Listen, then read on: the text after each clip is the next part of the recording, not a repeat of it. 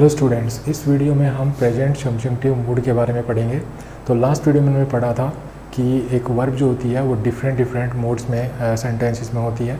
किसी सेंटेंस में वो इंडिकेटिव मूड में होती है, किसी सेंटेंस में वो इंटेरोगेटिव मूड में हो सकती है, कभी वो इम्पेरेटिव मूड में हो सकती है, कई बार वो कंडीशनल मूड में होती है और कई बार सब्जेक्टिव मूड में भी हो सकती है। और हमने लास्ट वीडियो में ही पढ़ा था जो सब्जेक्टिव मूड होता है और वो दो प्रकार का होता है। एक तो होता है प्रेजेंट सब्जेक्टिव मूड और एक होता है पास्ट सब्जेक्टिव मूड। मतलब कब वर्ब पास्ट सब्जेक्टिव मूड में होगी, कब प्रेजेंट सब्जेक्टिव मूड में होगी, तो हम ये देखेंगे। लेकिन इस वीडियो में हम जो है देखेंगे कि वर्ब प्रेजेंट सब्जेक्टिव मूड में कब होती है, कब हम किसी वर्ब का यूज़ प्रेजेंट सब्जेक्टिव मूड में करते हैं। तो प्रेजेंट सब्जेक्टिव मूड होता क्या है, सबसे पहले तो हमें ये पता होना चाहिए। तो प्रेजेंट सब्जेक्टिव मूड वर्ब की वह फॉर्म होती है जिसका यूज हम स्पीकर की इंटेंशन या डिजायर या उसके सजेशन वगैरह को एक्सप्रेस करने के लिए सबऑर्डिनेट क्लॉज में करते हैं। ठीक है, तो सबसे इम्पोर्टेंट पॉइंट तो यही हो जाता है कि जो सब्जेक्टिव मूड होता है, वर्ब के सब्जेक्टिव मूड जो होता है और जो प्रेजेंट सब्जेक्टिव मूड जिसको मैं कहूँ, तो प्रेजेंट सब्जेक्टिव मूड का इस्तेमाल हम सबऑर्डिनेट क्लॉज में करेंगे और वो सबऑर्डिनेट क्लॉज भी जो है दैट क्लॉज होनी चाहिए। यहाँ से ये चीज़ क्लियर हो जाती है कि प्रेजेंट सब्जेक्टिव मूड का इस्तेमाल जब हम सबऑर्डिनेट क्लॉज में कर रहे हैं तो जाहिर सी बात है कि वो सेंटेंस एक कॉम्प्लेक्स सेंटेंस होगा और उसमें एक प्रिंसिपल क्लॉज भी होगी और उसमें एक सबऑर्डिनेट क्लॉज होगी।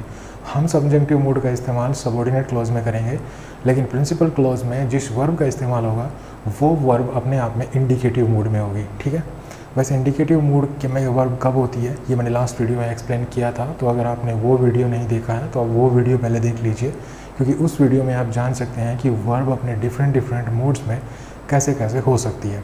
ठीक है, वर्ब अपने इंडिकेटिव मूड में कैसे होती है, मतलब कब आप कहेंगे कि वर्ब इंडिकेटिव मूड में है, कब कहेंगे इम्पेरेटिव मूड में है, कब ये कहेंगे कंडीशनल मूड में है और सब्जेक्टिव मूड में है। तो ये सब चीज़ें मैंने लास्ट वीडियो में एक्सप्लेन कर रखी हैं। तो आपने वो वीडियो नहीं देखा है तो आप वो वीडियो देख सकते हैं।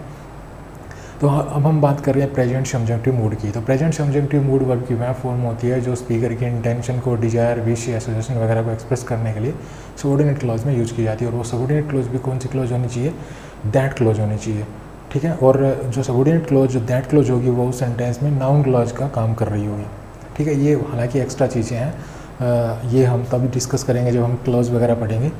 तो अब हम जानते हैं कि जो प्रेजेंट सब्जेक्टिव मूड है उसमें जो वर्ब होती है उसकी फॉर्म क्या होती है। तो प्रेजेंट सब्जेक्टिव मूड में जब भी हम किसी वर्ब को लिखते हैं तो वो वर्ब सिर्फ अपनी बेस फॉर्म होती है। ठीक है, जैसे वर्ब को हम प्रेजेंट सब्जेक्टिव मूड में लिखें तो हम वर्क लिखेंगे, इसके साथ हम ना तो एस लगा सकते हैं, ठीक है, ना इसके साथ हम ईडी लगा सकते हैं, ना इसके साथ हम आईएनजी लगा सकते हैं। कुल मिला के ये जो वर्क वर्ब है ये अपने सब्जेक्टिव मूड में, प्रेजेंट सब्जेक्टिव मूड में कब कहलाएगी, प्रेजेंट सब्जेक्टिव मूड में तब कहलाएगी जब ये अपनी बेस फॉर्म में होगी। ठीक है, अभी एक और वर्ब मैंने लिखी जैसे प्लेइंग। अब इसको अगर मैं प्रेजेंट सब्जेक्टिव मूड में लिखना चाहूँ तो मैं इसकी बेस फॉर्म लिखनी पड़ेगी मुझे, जैसे प्ले।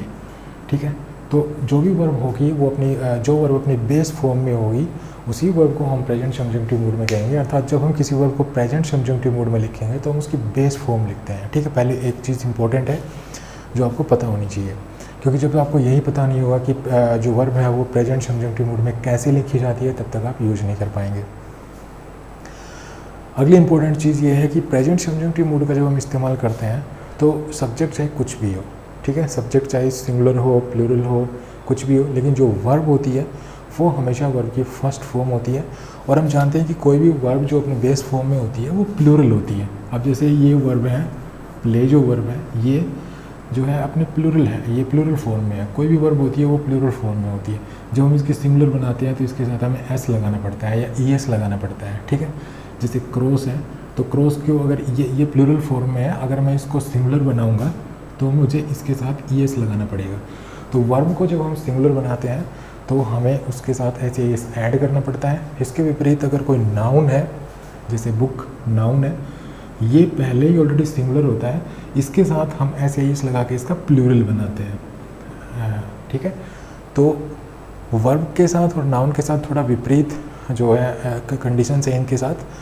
नाउन को हम एस या एस ऐड करके प्लूरल बनाते हैं, जबकि वर्ब के साथ अगर हम एस या एस लगाएंगे तो वो सिंगुलर बनती हैं। ठीक है, तो वर्ब अपने सब्जेक्टिव मूड में, प्रेजेंट सब्जेक्टिव मूड में तब कही जाएगी जब उसके साथ कोई एस या एस नहीं होगा। मीन्स हमेशा प्रेजेंट सब्जेक्टिव मूड में जब भी हम वर्ब का इस्तेमाल करेंगे हम प्लूरल फॉर्म में उसको लिखेंगे।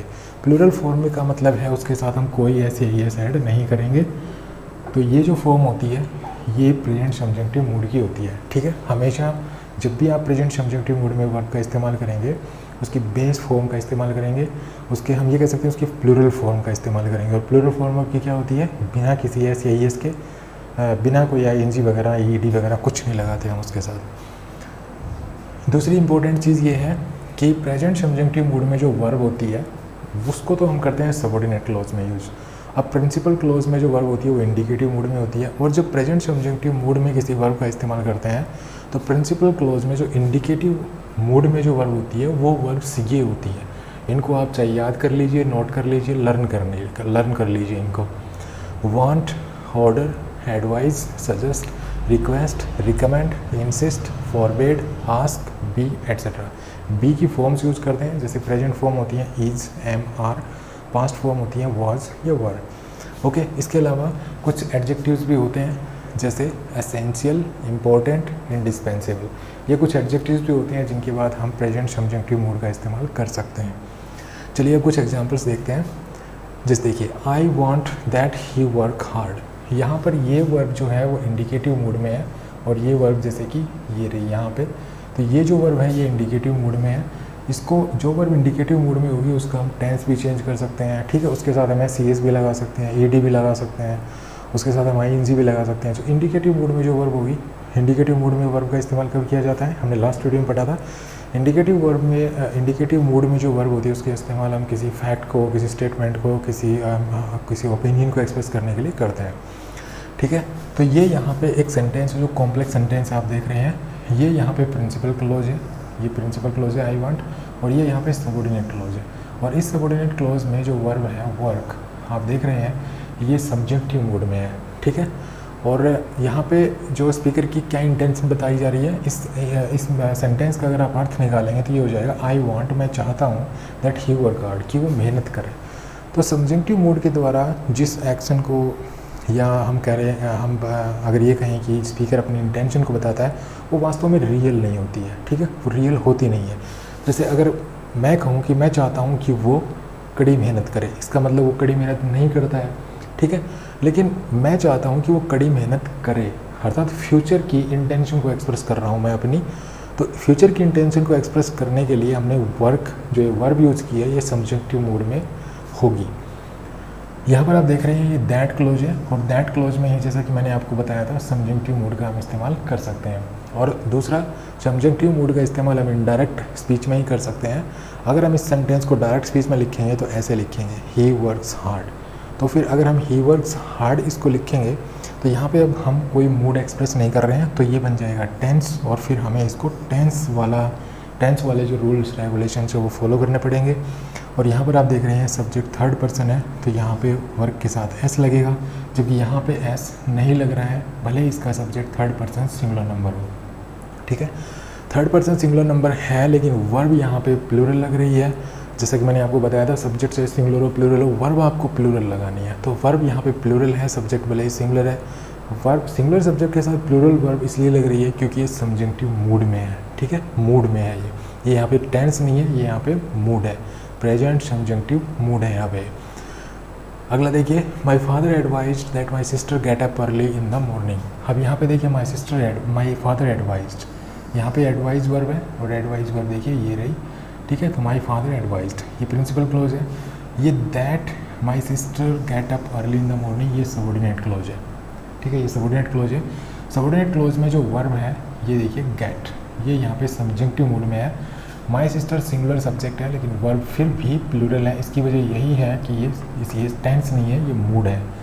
क्योंकि अगर टेंस होता तो वो टाइम को एक्सप्रेस करता, जबकि यहाँ पे टाइम को एक्सप्रेस नहीं किया जा रहा है, बल्कि यहाँ पे स्पीकर की इंटेंशन को, विश को, डिज़ायर को एक्सप्रेस किया जा रहा है। यहाँ पर ये जो स्पीकर है आई, इसकी जो है इंटेंशन को एक्सप्रेस किया जा रहा है कि मैं चाहता हूँ कि वो मेहनत करे, ये इंटेंशन है स्पीकर की। यहाँ पे my father advise that my sister get up early in the morning, मेरे पिताजी ने सलाह दी कि मेरी जो बहन है वो सुबह जल्दी उठे। तो मेरे फादर की जो इंटेंशन है, ये उसकी इच्छा है कि मेरी बहन जो है सुबह जल्दी उठे। तो यहाँ पर टाइम को एक्सप्रेस नहीं किया जा रहा है, बल्कि स्पीकर की इंटेंशन को एक्सप्रेस किया जा रहा है। इसी वजह से यहाँ पे जो वर्ब है ये यहाँ पे सबजंक्टिव मूड में लिखी जाएगी।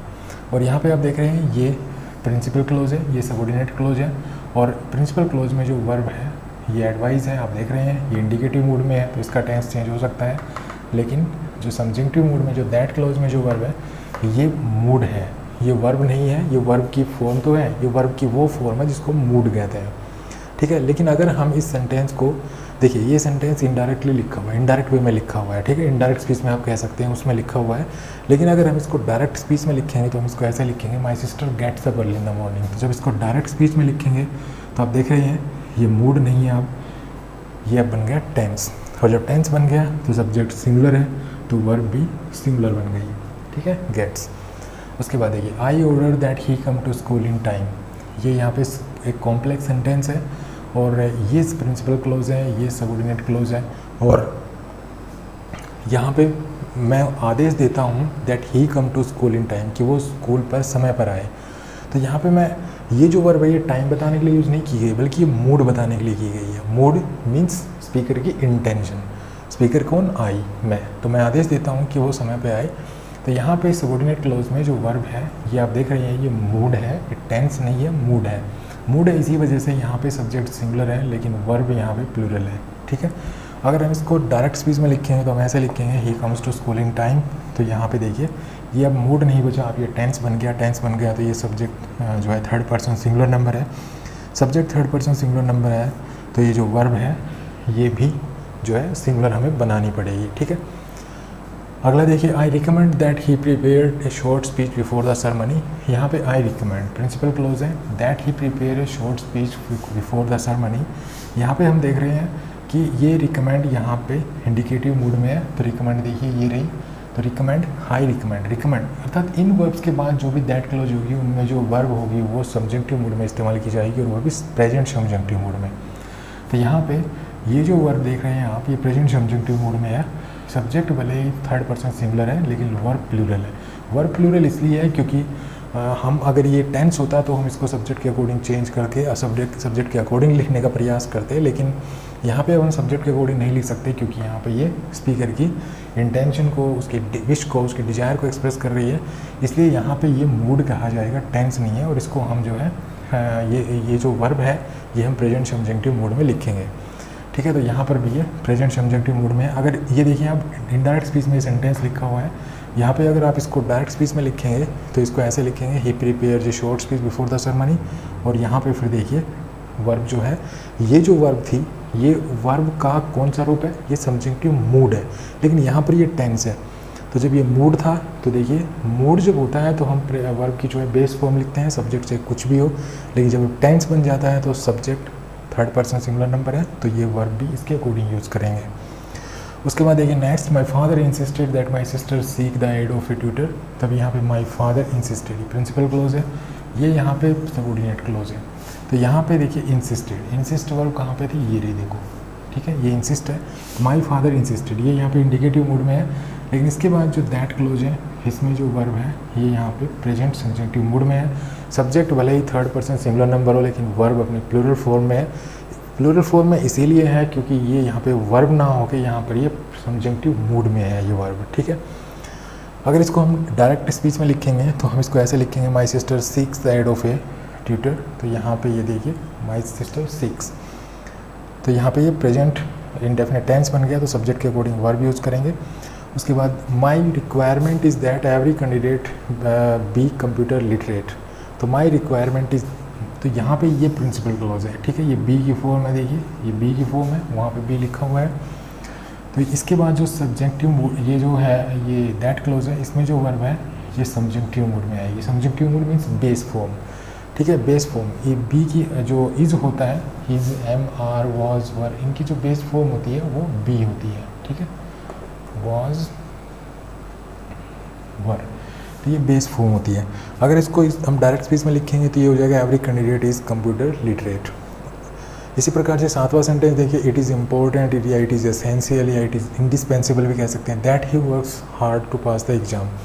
अब यहाँ पे देखिए ये एडजेक्टिव्स हैं, ठीक है। ये यहाँ पे बी की फॉर्म है, इसके बाद ये एडजेक्टिव्स हैं। तो इस तरह से भी हम जो है प्रिंसिपल क्लॉज एक क्रिएट कर सकते हैं, और उसके बाद जो दैट क्लॉज मिलेगी उसमें जो वर्ब मिलेगी वो वहाँ पे सब्जेक्टिव मोड में मिलेगी, ठीक है, सब्जेक्टिव मोड में। तो यहाँ पे ही, यहाँ पे सॉरी वर्ब मैंने गलत इसको मार्क कर दिया, ये वर्ब है, ठीक है, वर्क। तो यहाँ पे सब्जेक्ट भले ही थर्ड पर्सन सिंगुलर नंबर है, लेकिन जो वर्ब है वो सब्जेक्टिव मोड में है, इसीलिए यहाँ पे ये प्लूरल फॉर्म में लिखी हुई है। अब एक थोड़ा सा अंतर देखिए मीनिंग में, ठीक है। पहला सेंटेंस देखिए, I want that he work hard. अब यहाँ पे मैं ये जो वर्ब है ये यहाँ पे मैं जो वर्ब है ये फैक्ट बताने के लिए या कोई स्टेटमेंट बताने के लिए यूज़ नहीं कर रहा है, यहाँ मैं जो है इंटेंशन एक्सप्रेस करने के लिए इसका यूज़ कर रहा हूँ। अगर मैं इसको इस सेंटेंस को ऐसे लिखूँ, ही वर्क्स हार्ड, अब मैं इस वर्ब का यूज जो है एक फैक्ट बताने के लिए कर रहा हूँ, एक स्टेटमेंट बताने के लिए कर रहा हूँ, एक स्टेटमेंट है ये, ठीक है। यहाँ पर ये एक स्टेटमेंट है, इसलिए जो वर्ब की जो फॉर्म है ये वर्ब की फर्स्ट फॉर्म है। यहाँ पर ये टेंस है, ठीक है, टेंस है, और टेंस वाला रूल यहाँ पे हमें अप्लाई करना पड़ेगा। लेकिन यहाँ पर जो ये वर्ब है, यहाँ पर जो ये वर्ब है, ठीक है, सभी सेंटेंसेस में जो ये सब्जेक्टिव मूड में जो वर्ब लिखी हुई है, ये यहाँ पे कोई स्टेटमेंट या कोई फैक्ट बताने के लिए यूज नहीं हो रही है, बल्कि स्पीकर की फ्यूचर की इंटेंशन, डिज़ायर, या हम कह सकते हैं कि उसके किसी में उसके सजेशंस वाला तो हमने एग्जांपल लिखा नहीं वैसे यहाँ पे, तो हम कह सकते हैं कि जितने भी हमने एग्जांपल्स लिखे हैं इनमें जो दैट क्लोज है उसमें कहीं ना कहीं स्पीकर की इंटेंशन को एक्सप्रेस किया जा रहा है। तो वहाँ पे कोई फैक्ट नहीं बताया जा रहा है, कोई स्टेटमेंट नहीं बताई जा रही है, ठीक है। तो इसी वजह से यहाँ जो दैट क्लोज है वहाँ पे जो वर्ब है वो अपने सब्जेक्टिव मूड में है। और सब्जेक्टिव मूड आपको तभी समझ में आएगा जब आप लास्ट वीडियो देख लेंगे एक बार। लास्ट वीडियो में मैंने सभी प्रकार की जो मूड्स हैं वर्ब के वो एक्सप्लेन कर रखे हैं। तो आई होप आपको थोड़ा बहुत समझ में ज़रूर आया होगा कि प्रेजेंट सब्जेक्टिव मूड में हम वर्ब का इस्तेमाल कब करते हैं।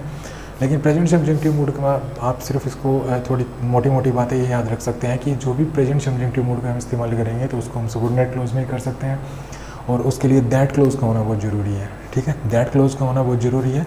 और दैट क्लोज से पहले जो इंडिकेटिव जो हमारी प्रिंसिपल क्लोज होगी, और उस प्रिंसिपल क्लोज में जो इंडिकेटिव वर्ब होगी वो इन वर्ब्स में से होगी, ठीक है। और ये एडजेक्टिव भी वहाँ हो सकते हैं, ये एडजेक्टिव होंगे तो इन एडजेक्टिव से पहले जो है इज़, एम, आर, वॉज, वर वगैरह ये जो बी की फॉर्म है ये होंगी, ठीक है। तो ये थोड़ा सा डिफरेंस बताने के लिए मैंने इनको अलग अलग लिखा है, इनको अलग लिखा है इनडायरेक्ट जो है डायरेक्ट स्पीच में, इनको हम इनडायरेक्ट स्पीच में लिखा हमने। तो ये जो वर्ब है ये हमने जो है इसको हमने जो है प्रेजेंट सब्जेक्टिव मूड में लिखा है, ठीक है। तो आई होप आप इस वीडियो को ये वीडियो आपके लिए बेनिफिशियल रहेगा।